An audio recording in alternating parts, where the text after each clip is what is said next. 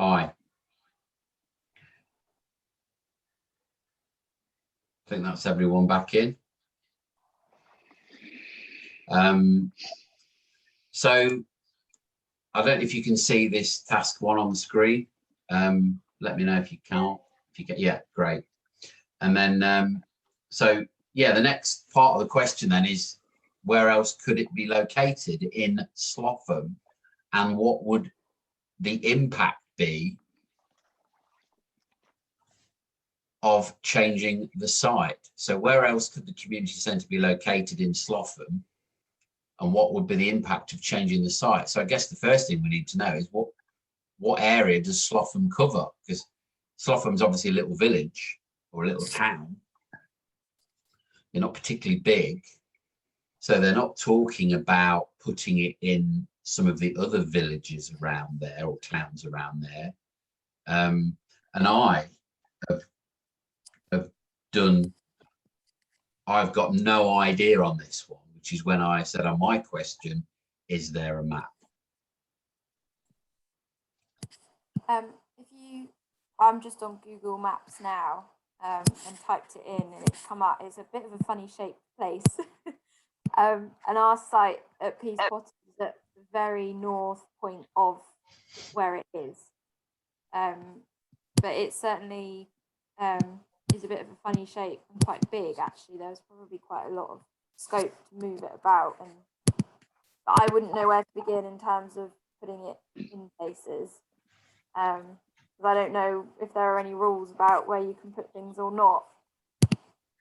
Well, that was the question that I asked. What's his face, Dean, and that was, you know, that was one of the things that he said. Well, you know, read the previous answer. Is that the one you were looking at? Sorry, but in here, I think Natalie actually put up a map today showing the 4 sort of kind of villages quite close by. So I don't know if it's maybe we're trying to refer to that. It must be in the. Sorry, who did what? Sorry. Natalie put in the group chat today a map, and it does show the sort of kind of 4 villages that are close by. Oh, on the WhatsApp. Yeah, yeah. If you can find, Natalie Kyle, Gov Guidance Community Infrastructure Levy. Oh no, I don't know. If you can find that. Well, I'll screenshot it and then put it back in again. If you can actually. Oh, okay. That's it. That's it. Right, I'm with you. Oh, okay. Oh, okay. Well, that was you, Anna. The insets correlate on with the Mid Sussex maps, I think. What is that? Is that Annabelle speaking? Yes. Hi. Right. Where did you get that from then, Annabelle? Oh, I've got no idea. Natalie sent it. I've just forwarded it on. Well, that's no use, is it? I'm assuming it looks as though it's come off of. Oh, there it is. It's off the district plan, isn't it? The Mid Sussex district plan. Yeah, it's on the Mid Sussex page, and where I found that previous map about Pease Pottage, it's just on that list there. Well, this is the. Am I sharing this with you at all? This overall strategy, can you see that? Yeah. So this is the Mid Sussex plan. So you're saying it's in here? No, it's on their website again. Oh, it's on their website again. They've got a link to maps on their websites, Neil. Right. This is the link that Dean has been directing us to, that I've just put in there now in the chat. And if you scroll down to item 18, the map for all of the different areas of Slotham are in there. Yeah, I'm on the website. Thank you. Maps, draft maps, or maps. Just in maps, there's like a drop down, and then lots of maps come out, and it's 18. Yeah, there's 18 A, B, C, and D, isn't there? So yeah, so the one 18 just Slotham is one map with the insects on it that Natalie sent earlier. Right. Oh yeah, that's the one I've got. Yes, bear with. And now we're cooking on gas. Okay, so that's Pease Pottage, isn't it? There, that's where that's it there, Yeah. isn't it? Yeah. Yeah.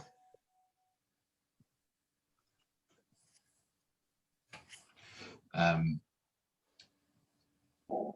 So yeah, so what the question is saying is, where else could it go, and what is the impact? And I suppose,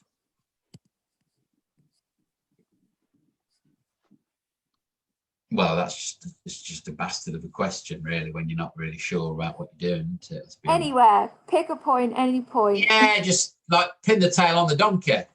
Yeah. You're all too young to know what that is, but yeah. Christ, someone isn't, obviously. Yeah, I guess I just wonder there then whether whether we as students just do a little bit of Google research almost to see what could stop a community centre being built somewhere. Just that open-ended question in Google. And then if we look at these insets, A, B, C, and D, well, we don't need to look at A as such, but B, C, and D, and see whether, there are any sort of restrictions that might mirror what Google tells us, if you like, as to why you couldn't build something in a certain place. I don't know. I mean, I guess, is it about being able to access this place? So it needs to be on that spine road there, which Pease Pottage is. It's good for access from the other villages. Is there already a community centre in these other villages or towns? Sorry. I think I read somewhere that there was, and don't ask me where I read that, but I read it somewhere. So I don't know. I don't know what to say, really. No.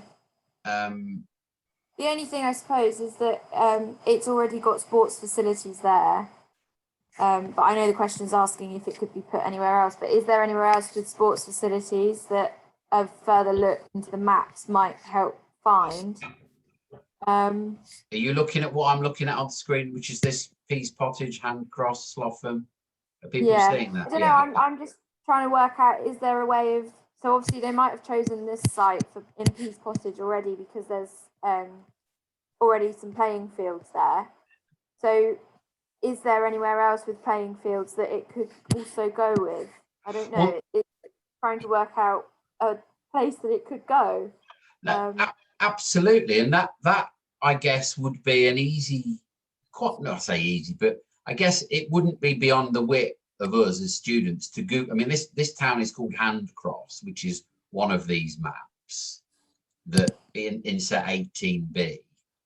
So we can look at Handcross, probably even on a different map, on a different version of it to see, or even just Google the, there's probably a local neighbourhood watch or something. I've Googled it, and apparently Handcross has a large recreation ground situated in the high street. Yeah, I saw that somewhere, but that was weeks ago. Yeah. Yeah, so I've just found it just by Googling it, and it's on the Slotham website. So Handcross might be somewhere that might be a good place for it. And I guess I mean, yeah, if you look here on the screen now, you can see there's a sports ground here. Can you see? Yeah, so I think, that's and a pavilion. That's on their website. Yeah. And I suppose you could then argue that if there's already a pavilion and a car park, it's already established, it doesn't necessarily need another building. But that eliminates that. Yeah. So I think this one might be down to sort of whichever direction you want to take it in.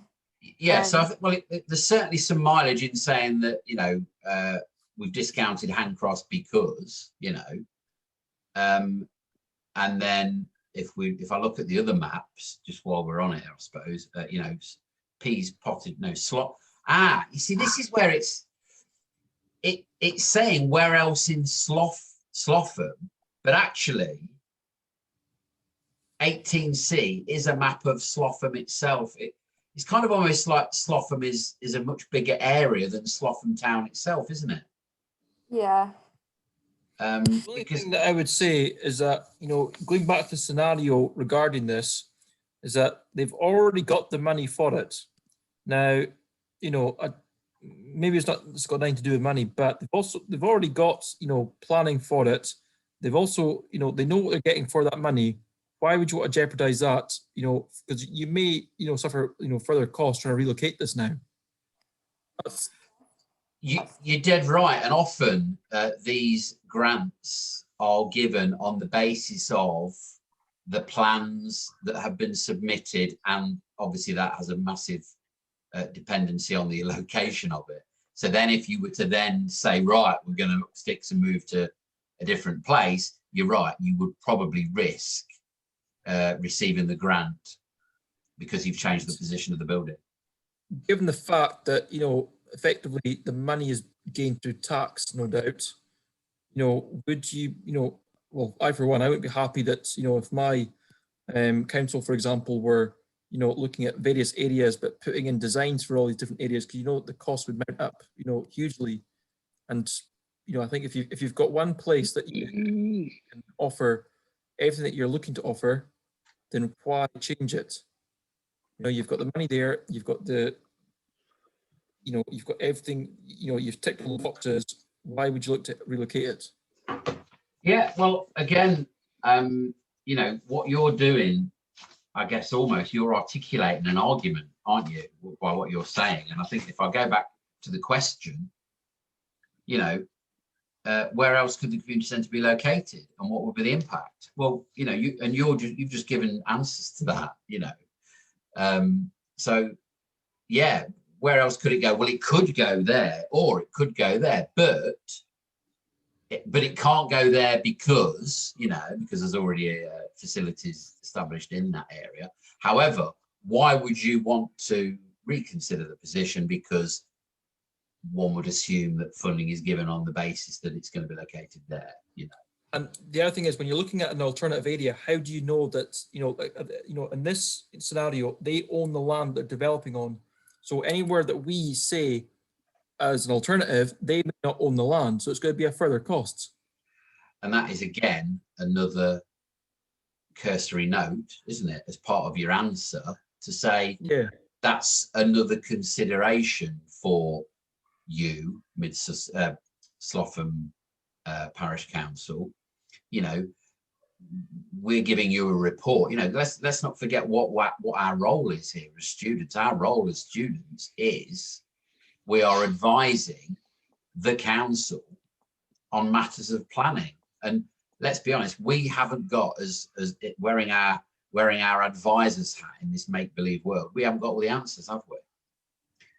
A lot of the information is held by the council. So we don't know, like you just quite rightly said, we don't know what land they own and what land they don't own. So again, it could be, you know what, you own the land, you've made a good choice. it may come back to that. It may be as simple as that, but it's prompting us to discuss it, consider it, isn't it? Well, especially when they've got the money already. Yeah, and I think it would be costly to move it. But is the question asking for us to give a specific place that they want us to move it to? No, the question is asking where else could it be located in Slough, and what would the impact be? You know, you're dead right, actually. It is asking. That's it. It does ask for a location. But then it does. It says, where else could it be located and what would the impact be? So, yeah, again, always go back to the question. You're right. We've answered the impact, I think, you know, yeah.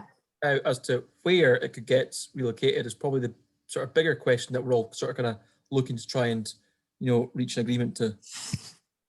Well, again, I think we've looked at the one beginning with H, and that's already got some facilities. So one would imagine we could discount that. Warninglid, looking at this again, we can do our own individual research to see if there's a community centre. But looking at the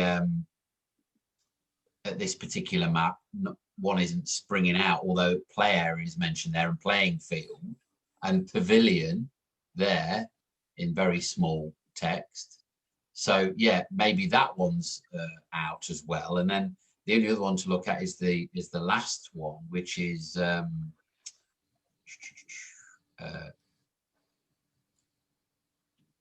well, Slotham itself, isn't it? So, sorry, just to, no, sorry, just see that map you're just looking at.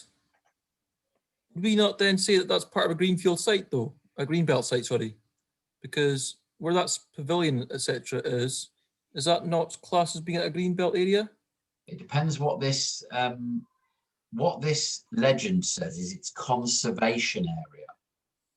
Oh, okay, okay. Sorry, no, it says it's difficult to tell because it's got diagonal green lines on it, and there's not actually a legend with diagonal green lines, but there is a green one here that says protection and enhancement of countryside. Now, is that just another way of saying green belt? I don't know. I have no idea. That's why I was looking at the other one and trying to work that out, because it does actually then bring on to the next question, which is the one we're discussing. And I was sort of getting a bit stuck because none of it actually works with the assignment brief.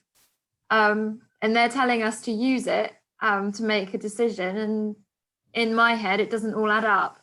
Use what? Sorry, what do you mean? So they're directing us to these maps, which Yes. seem to be showing us that all those green highlighted areas are all green belt. Well, that's an assumption, isn't it? It is, but it's one of those things that it's quite hard to work out where you can put something if you don't fully understand what you're looking at. Well, and maybe in a really perverse way, that's part of the question, you know? Possibly. Well, it wouldn't surprise me if they're not just really testing us and for us to think outside of the box almost, and actually acknowledge that we don't really know. Whilst we've been set some parameters, we don't really know where the lines of those parameters are. Yeah. Because nothing's ever labelled, is it, how you want it to be labelled? Have you noticed that in life? Everything's got its own bloody different name depending on who's doing the label. No, I'm 10 million in college. Say again? 10 million.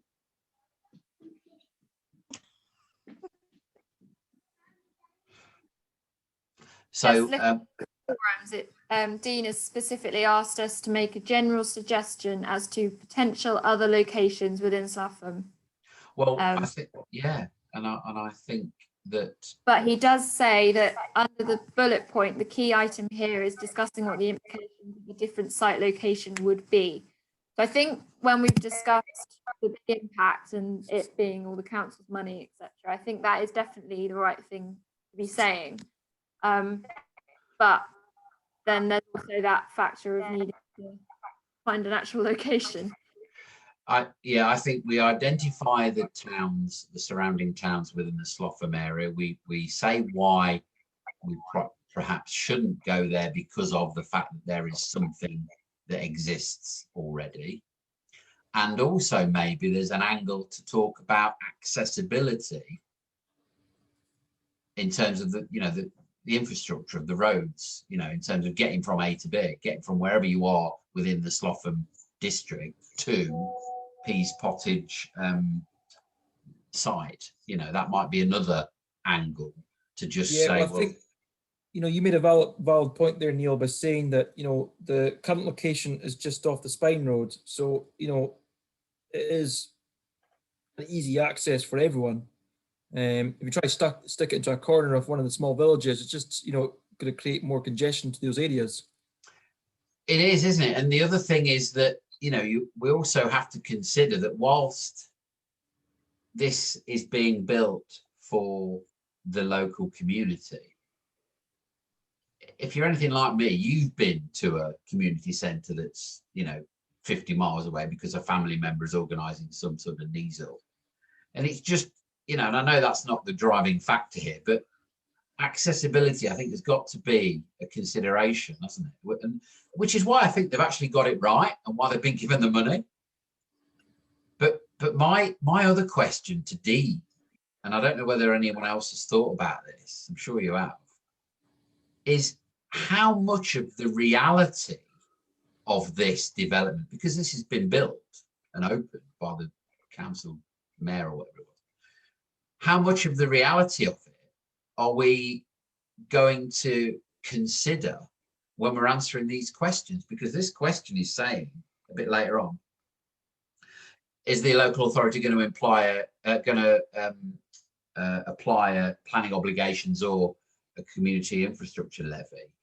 Well, in a webinar I watched the other day from week 9, I think it might have been, or 11, and it was another bloke that did it, one of the module creators. He actually showed us the obligations that the council had levied on the building. So are we just answering that question word for word with the reality of what the local council actually did apply to that planning application?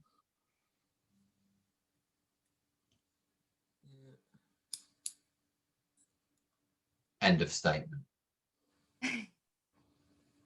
I think I agree with you, and it's quite difficult not to look at it when it's obviously the same site and all in the same lines. I do think we've got to be a bit careful that they say discount anything that's on the website.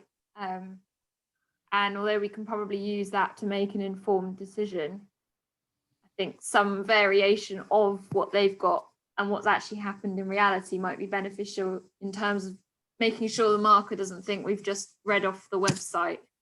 And it's one of those difficult things that it's based on something, but actually quite a lot of the facts are different. So, I mean, the thing that slightly skews that argument, in my view, is that it was part of a UCM webinar. oh, So, yeah, so yes. you could say that the UCM provided an interesting resource that told us that A, B, and C happened. You know, you could.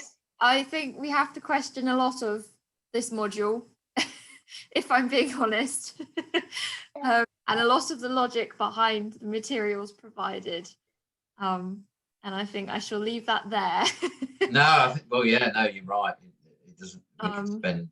Yeah, I do agree with you, and I think it's helpful to read it because in terms of actually getting some knowledge behind us just for real life, aside from the assignment, I think it's useful to see that, but also be mindful that we have been asked to direct ourselves away from those materials. Right. Well, I mean, it did say something about, you know, adequate car park lighting and surface water runoff, etc., etc.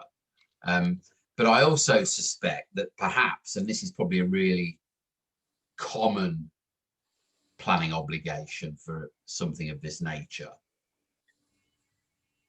in terms of the work to the adjoining highway, and whether there would need to be, I mean, there'd obviously need to be signage put in on the main highway, but because part of my original question last night about part C of this task, which is what we're on now, isn't it? Whether the LPA will impose any planning obligations or the likelihood of which they will, and a community infrastructure levy. I didn't really understand who the client was and who the developer was. And I think I then kind of worked it out for myself that the client, i.e. the owner of the highways, is central government, isn't it, who's given the grant. And the developer is the local authority, who obviously will contract a builder to construct said building. So in a way, the community infrastructure levy is charged by central government. Is that what people do? Do you agree with that?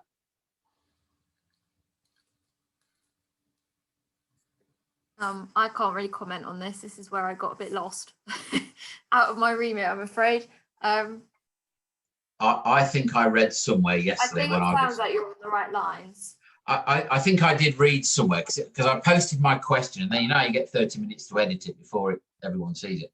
And I suddenly thought, or is it the case that the community infrastructure levy, which by the way it's written, kind of makes me think that all singing, all dancing Whitehall are basically saying to local governments, we're going to charge you to, because of what you want to build in your little town to suit you, we want you to contribute to the cost of improving the road network. You know, that's kind of my understanding of it in a way.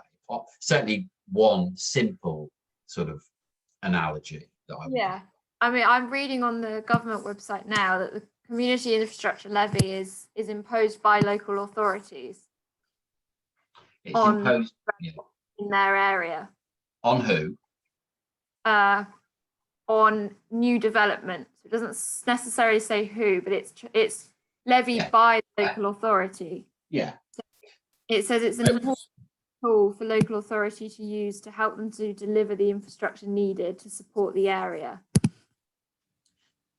Yes. So I guess then it comes down to the hierarchy of the various councils, doesn't it? And understanding the pecking order almost. You know, you've obviously got central government, then you've got, you know, then how do you get from central government to Slough District Council? You know, is there a local authority in between the two? And they're the people that are told by central government that you need to raise money through CIL on any new development. Therefore, it's the local council or the local authority that are making that levy against development, quote unquote.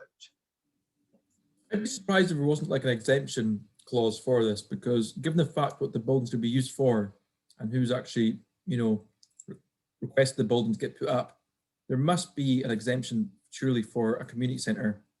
You'd think. I can understand if it was a developer and they're wanting to build 30 houses and make, you know, a fortune out of it. But, you know, this is just going to be serving a purpose more than anything else. It's not there to, you know, line anyone's pockets. Yeah, it's not done for financial gain, is it? No. It's done for the I'd great. also add that I suppose the levy is designed for like building sort of roads and new doctors' surgeries and things for the community. And as the community centre is for the community in itself, whether or not it would not be.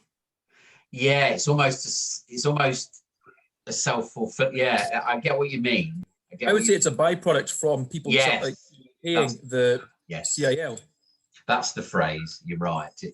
The CIL is almost, you're right, I would think perhaps more for private developers who are looking to profit financially from a development. And well, you know what? Yeah, you can profit financially, but you're going to have to pay a bit towards this, that, and the other, because we're going to need to put a new road in here, and we're going to need to widen that carriageway and put in a zebra cross, whatever it might be. You know, I think that's what the CIL is for, is to make the private sector pay for the public sector, isn't it? Well, put it this way, right? Just like this is something that, you know, I've experienced in my sort of kind of work. You know, every sort of development where you've got, like, let's say a large, like, sort of kind of company who just, you know, bash up houses all day. A lot of them will be social housing, and that is so, you know, rather than paying the CIL, if they allow for a lot of these developments to be like social housing, that then gives them sort of kind of contribution towards like the infrastructure and stuff like that. So, you know, it's not as if, you know, I think that, well, personally up here where I am, a lot of developers will, you know, be open to, you know, navigating away from the CIL and just kind of like taking on board the, you know, knowing that they've got to sort of provide so many houses, it's not going to be, you know, it's like it's going to be for the council effectively. Then, I absolutely understand what you mean about the I mean, it's law actually, in planning law, that you have to, as you'll know, you have to provide at least or circa 30% of your new builds as social housing. And I do know that probably a lot of developers try and engineer a way around that, you know, and sometimes do, sometimes don't. you can though. You can pay yourself out of it, you know. Effectively. I know. Yeah. There's a fee for it, so. Yeah. You know. Yeah. No. Yeah. I mean, that's really. I think. Yeah. I think we've brought up between us quite a few interesting points, and I think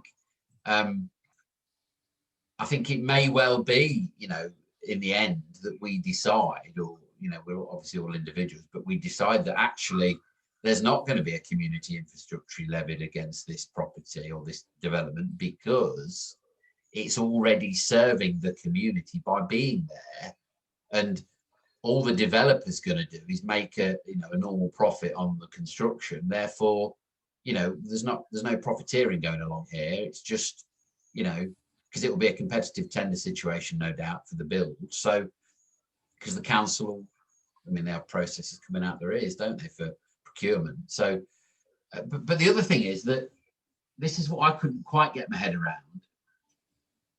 If central government or the local authority do levy a charge, who is paying it? It's actually Slough District Council, isn't it? Yeah. So Slough District Council are, quote unquote, the developer, even though they're going to outsource it. They are the developer. Yeah. So I just had to get my head around that. Who was the client? Who was the person that was going to benefit from the levy, and who was paying the levy, i.e. the developer? And I think that the answer to that is the client is central government and the developer is Slough District Council. Does that mean that the levy would then therefore be being paid by taxpayers' money?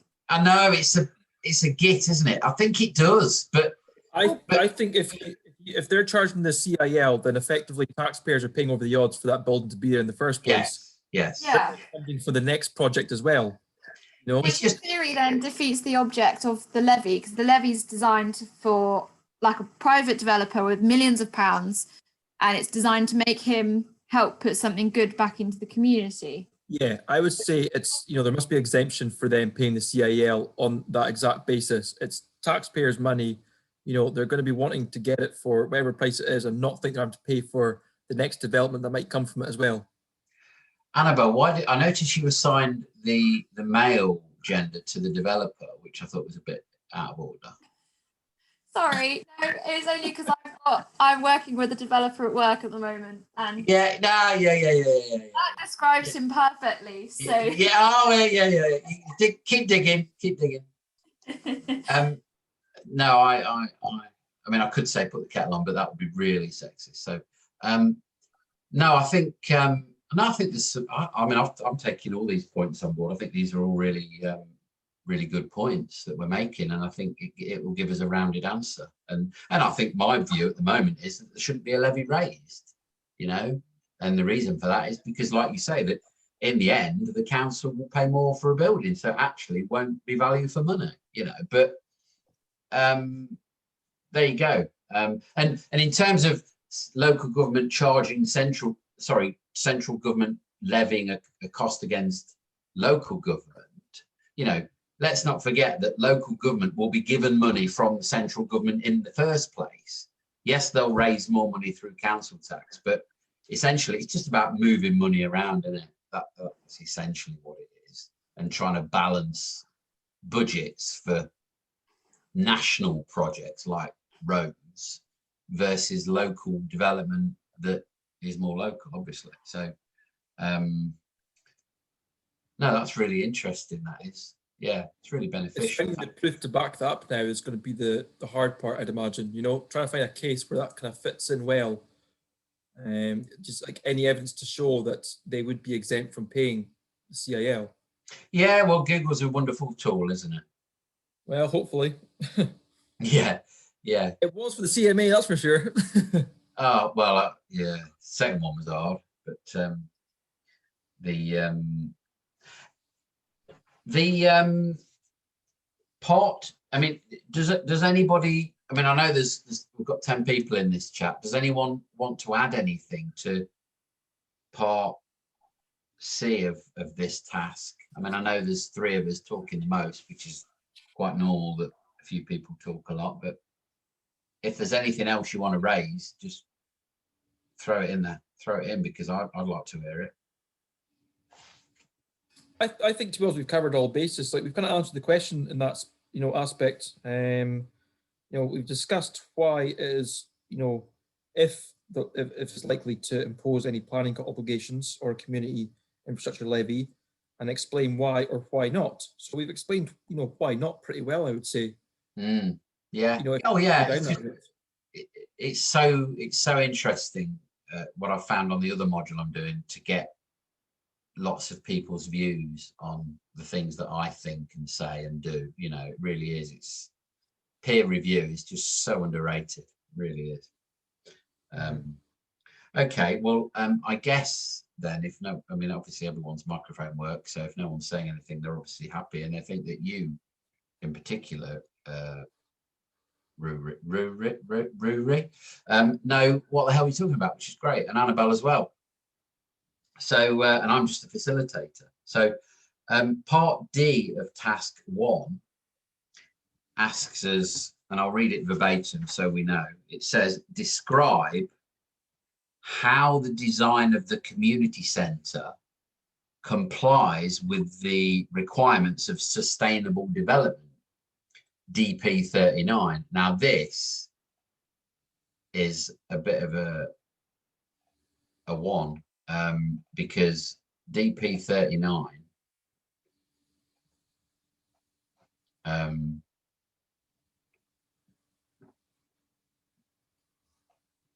is a bit further down, further up. I've actually looked at this question, so I'm not too clued up on what might be a right or wrong answer here. You've looked at it or you haven't? No, I haven't looked at it, so I'm not. I have, and it doesn't make any sense to me. This is DP 39,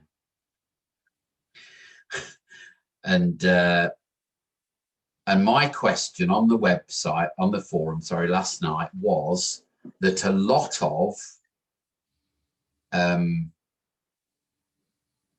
what this District Plan 39 clause is about. It's about sustainable design and construction, which is about minimizing the amount of energy one uses to create a building. So really, unless we see quite a detailed set of information as to how this building is being constructed and the materials that are being used and how energy efficient they are, very difficult to answer it. I mean, it's talking about limiting the water use to 110 litres per person per day.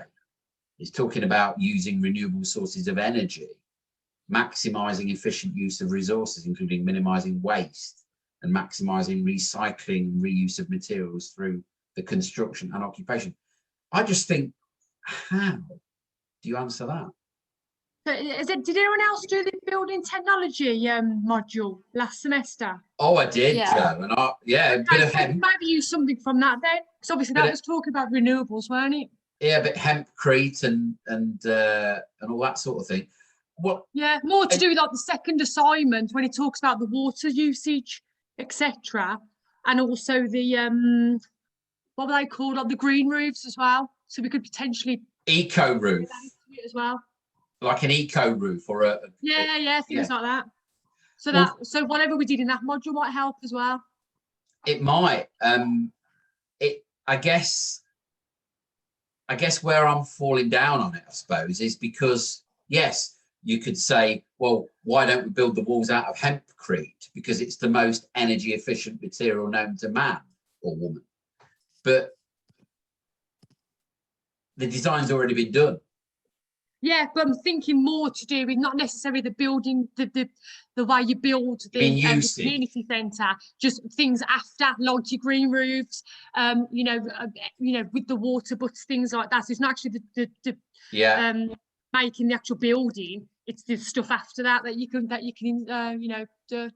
I'm going to have to pause it and restart it because we're running out of time. I'll see you all in a minute if you want to carry on.